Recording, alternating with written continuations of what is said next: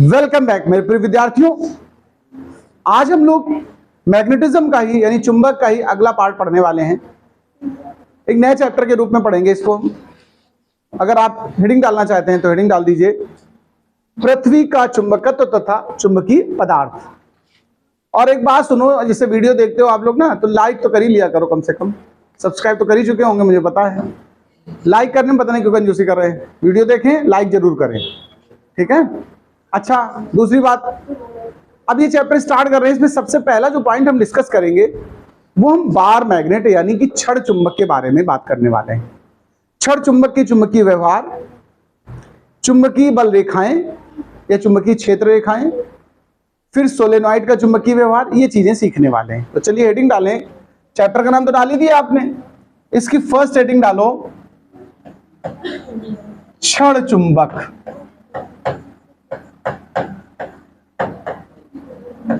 का चुंबकीय व्यवहार। चुंबकीय व्यवहार यानी कि हम कह सकते हैं, इंग्लिश में अगर लिखना चाहें तो magnetic behaviour of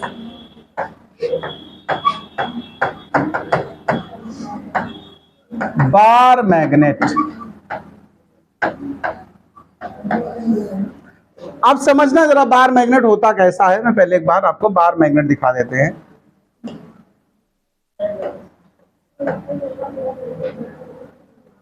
bar magnet जान लेना जरा।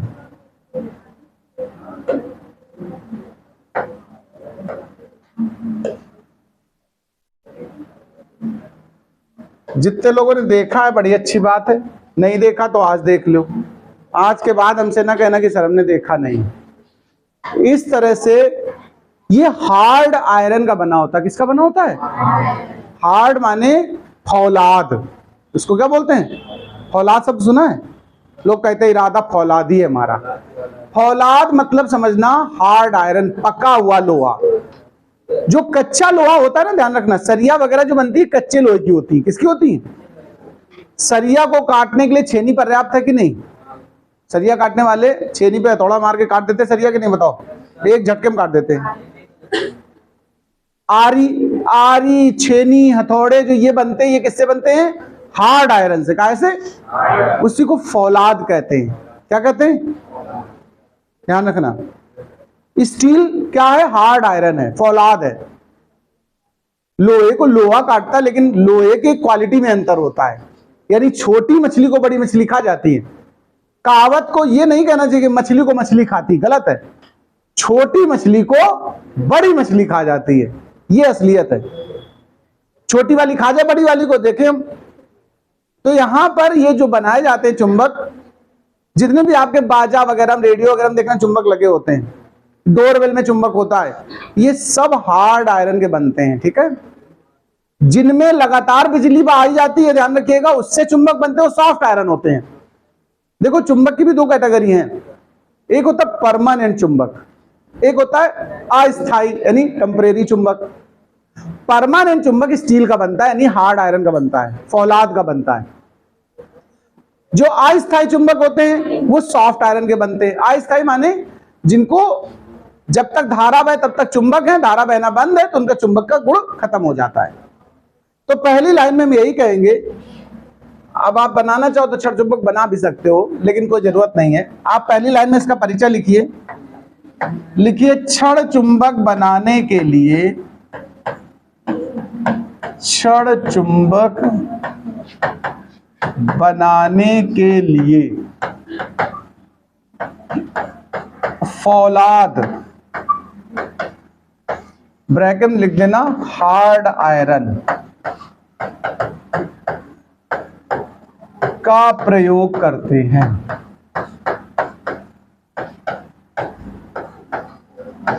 अब इसके अंदर चुंबकीय गुण कहां से आया? लंबे समय तक इसमें विद्युत धारा प्रवाहित की जाती है, जिससे इसके अंदर चुंबकीय गुण आ जाता है।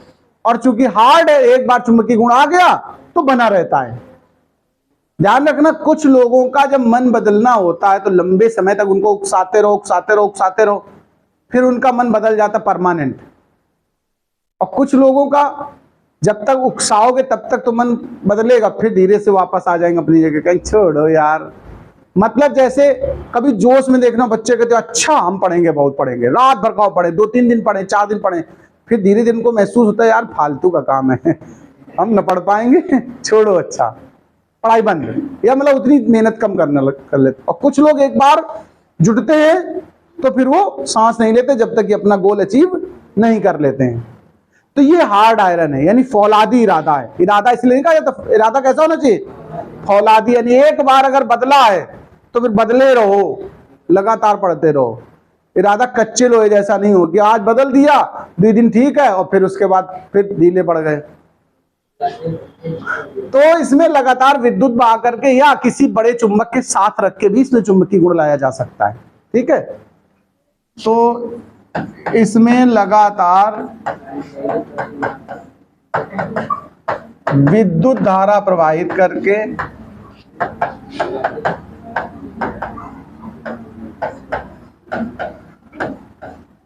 इसे चुंबकित किया जाता है या चुंबक में बदला जाता है। अब इसके चुंबकीय गुण की बात करते हैं। देखो इसमें निम्न गुण होते हैं, इसमें निम्न चुंबकीय गुण होते हैं।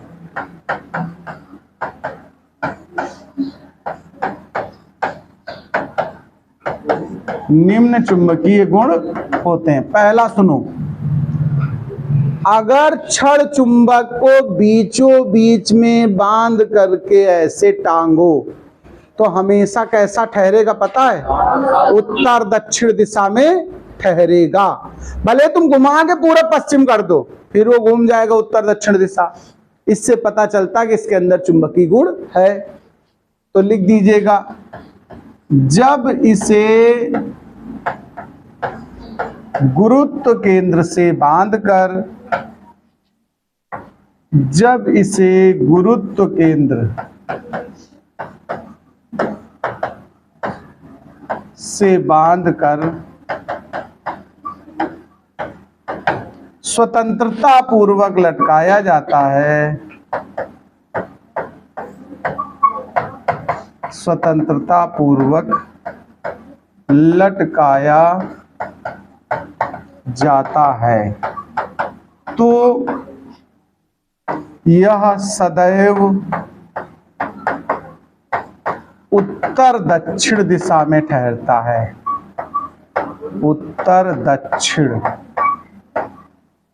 दिशा में ठहरता है। पहला पॉइंट तुम्हारा ये बना। दूसरा पॉइंट सुनो, अगर 2 छड़ चुंबक ले लो, उनके अगर समान ध्रुव पास लाओगे तो क्या करेंगे, प्रतिकर्षण, और घुमा के विपरीत ध्रुव से लाओ तो चिपक जाएंगे एक दूसरे में, आकर्षण होता है। तो लिखिएगा, छड़ चुंबक के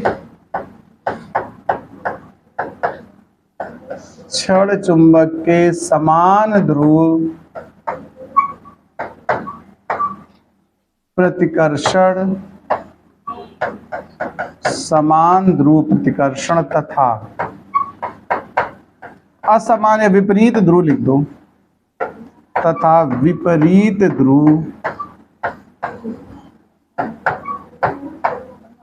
आकर्षित होते हैं, आकर्षित होते हैं। एक और चीज,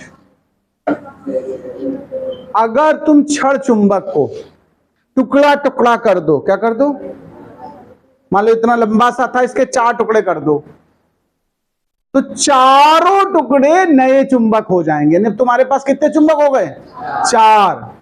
हर टुकड़े में उत्तर दक्षिण ध्रुव मिलेगा। 8 टुकड़े कर दो तो 8 चुंबक हो जाएंगे।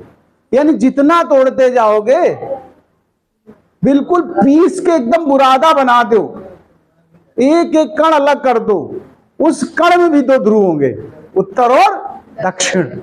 यानी चुंबक के चाहे जितने टुकड़े कर दो, सभी टुकड़े एक स्वतंत्र चुंबक के रूप में कार्य करेंगे।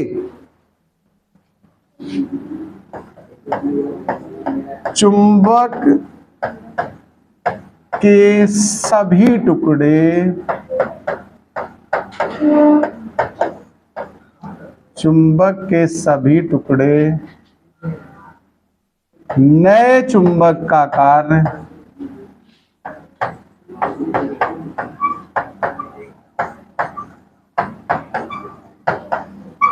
नए चुंबक का कार्य करते हैं। इसको चाहो तो डायग्राम वाइज दिखा दो कि जैसे एक ये चुंबक लिया हमने, नॉर्थ और साउथ था। अब इसके हमने मान लो उदाहरण के लिए 3 टुकड़े कर दिए। कितने कर दिए? 3 टुकड़े। एक टुकड़ा, दूसरा टुकड़ा और तीसरा टुकड़ा। देखो ये नॉर्थ तो यहीं रहा, ये वाला, ये साउथ हो गया, ये नॉर्थ हो गया, ये साउथ हो गया, ये नॉर्थ हो गया, वो वाला साउथ हुआ। ये देखो इसके 3 टुकड़े किए मैंने, तीनों नए चुंबक हो गए। ये नोट कर लो, फिर आगे की बात करते हैं। अब हम लोग जरा सीख लेते हैं कि धारावाही प्रणालिका कैसे चुंबकीय व्यवहार करती है, उसके बारे में बात करने वाले हैं, सोलेनॉइड के बारे में। तो हेडिंग तो डाल दो, धारावाही प्रणालिका का चुंबकीय व्यवहार। अब धारावाही प्रणालिका कैसी होती है देखो, बता तो चुके हैं, वैसे एक बार फिर बता दे रहे हैं। एक ये हमने क्रोड या कोर बना दिया बेलनाकार, इसके ऊपर तांबे के तारों को ऐसे गोल गोल लपेटा जाता है ऐसे, इससे बनती धारावाही प्रणालिका। ऐसे तांबे के तार लपेट दो, इन तारों में एक बैटरी की सहायता से, सेल वेल की सहायता से धारा भेज दो। ये स्विच लगा, ये बैटरी एसएल लगी, यहाँ से धारा बह रही है, ये धारा इसमें ऐसे ऐसे धड़ाधड़ बहती चली जा रही है ऐसे। ये जो तैयार हुआ सिस्टम, इसी को सोलेनॉइड कहते हैं। क्या कहते हैं? अब इसके व्यवहार की बात अगर हमसे कही जाए कि भाई व्यवहार बताओ, तो बहुत बढ़िया व्यवहार करती है। ये क्या व्यवहार करती है जरा समझ लो। पहली बात, इसको अगर स्वतंत्रता पूर्वक टांगा जाए तो जैसे क्षण चुंबक उत्तर दक्षिण रुक रहा था, ऐसे ही वो रुकेगी। तो पहला बिंदु लिख लो, यदि परिनालिका को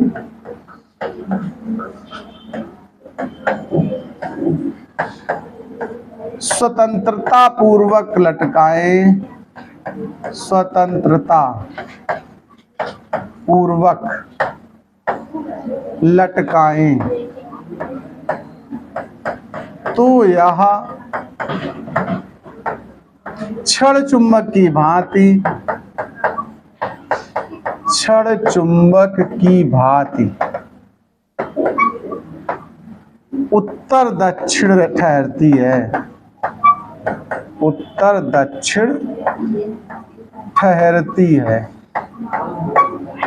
एक बात तो ये हो गई। दूसरी बात, इसमें भी 2 ध्रुव होते हैं, उत्तरी और दक्षिणी।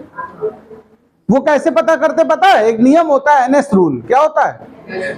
NS rule.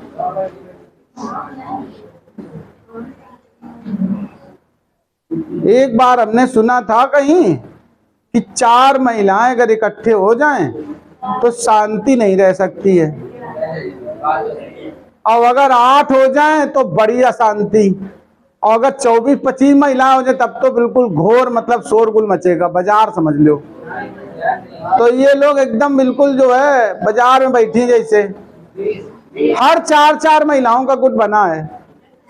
अब महिलाएं कह दें तो कोई लोग गुस्सा हो जाएं, अरे भविष्य की तो महिलाएं हैं, अभी से सीख रही बातें करना। ये बुलौवा में ना है, अंजलि बुलौवा ना है, सुन लो जरा। अच्छा चलो ठीक है, या नाम ये है, ये मुस्कान दुबे यही बातें कर रही लग रहा है। तो चलो इधर बैटर की बात करते हैं। दूसरा पॉइंट सुने, धारावाही प्रणालिका की बात हो रही थी ना, इसमें भी 2 ध्रुव होते हैं, लिख लेना। धारावाही प्रणालिका, धारावाही प्रणालिका में भी एनएस ध्रुव होते हैं। एनएस समझ गए ना, नॉर्थ साउथ। अच्छा, इसको ज्ञात करने के लिए क्या करते बताओ? एनएस रूल लगाते हैं। कौन सा रूल लगाते हैं? याद आया? देखो उत्तरी ध्रुव पता करना हो तो ये वाला ऐसी दिशा धारा की होगी और दक्षिणी ध्रुव वहां होगा जहां पर धारा की दिशा इस तरह। देखो क्लॉकवाइज अगर धारा देखो तो दक्षिण ध्रुव बनेगा और एंटी क्लॉकवाइज है तो उत्तरी ध्रुव बनता है। अच्छा सुनो, इसके भी अगर समान ध्रुव आस पास लाए जाए तो आकर्षण होगा और असमान ध्रुव लाए जाए तो प्रतिकर्षण। तो यहां ये बात लिख लो, समान ध्रुव आकर्षित करते हैं,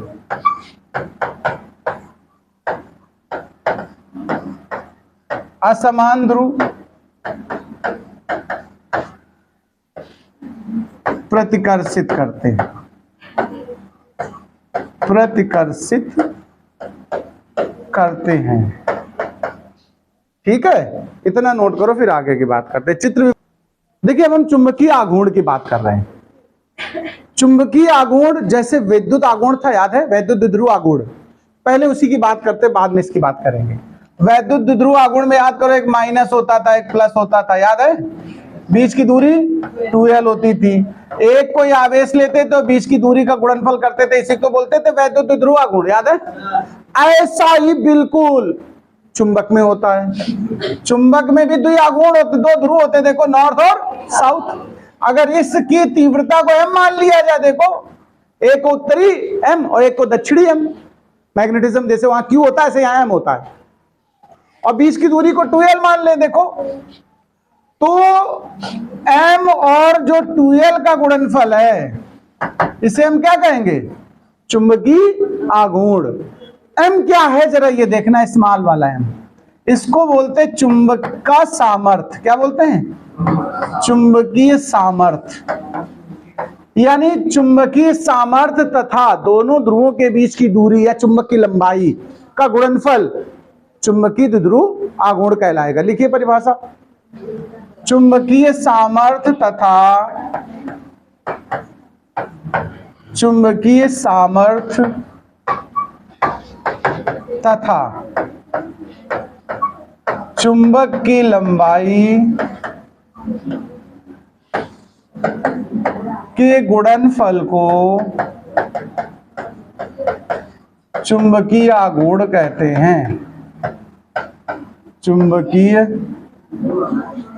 आघूर्ण कहते हैं।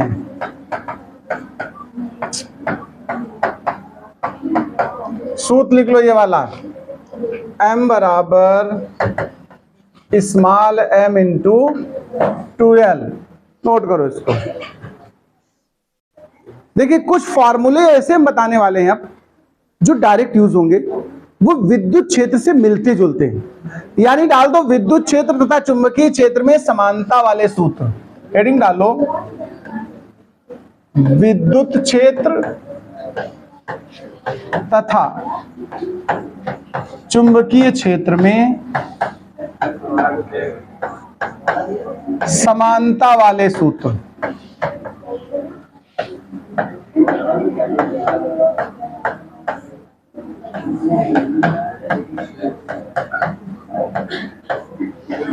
जैसे सबसे पहली बात सुनिए, एक तरफ वैद्युत क्षेत्र के सूत्र लिख देंगे, एक तरफ चुंबकीय क्षेत्र के। देखो ये वैद्युत क्षेत्र वाले और ये चुंबकीय क्षेत्र।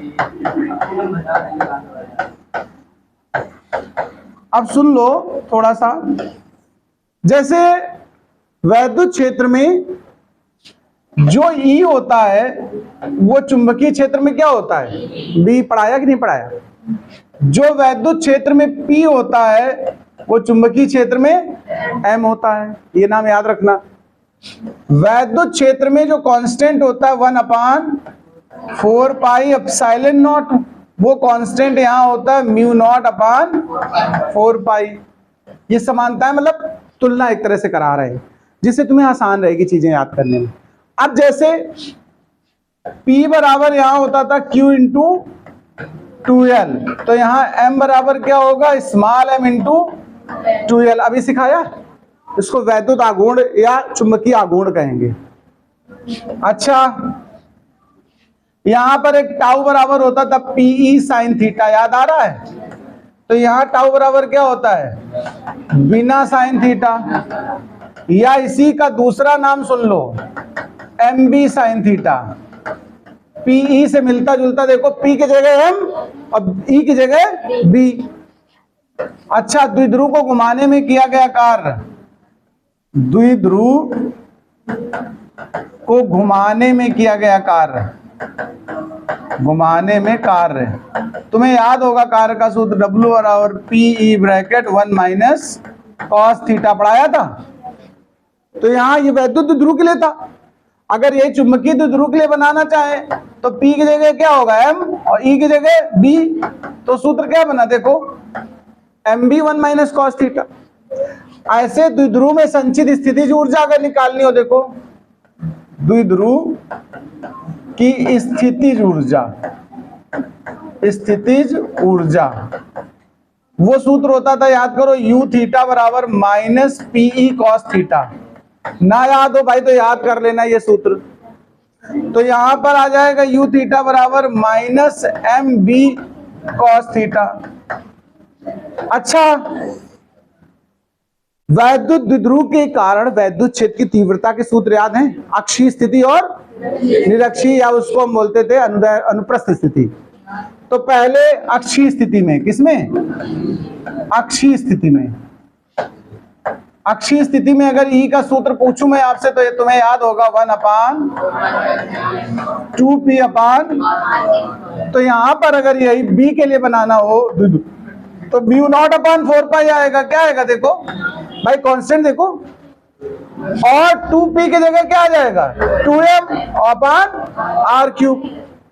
ऐसे अगर निरक्षीय के लिए पूछा जाए, या यूं कहें अनुप्रस्थ स्थिति, अनुप्रस्थ स्थिति में E बराबर क्या होता था, उसमें P अपान आर क्यूब है, तो B क्या होगा यहाँ M बाई आर क्यूब। ये सब सूत्र आपको नोट कर लेने हैं।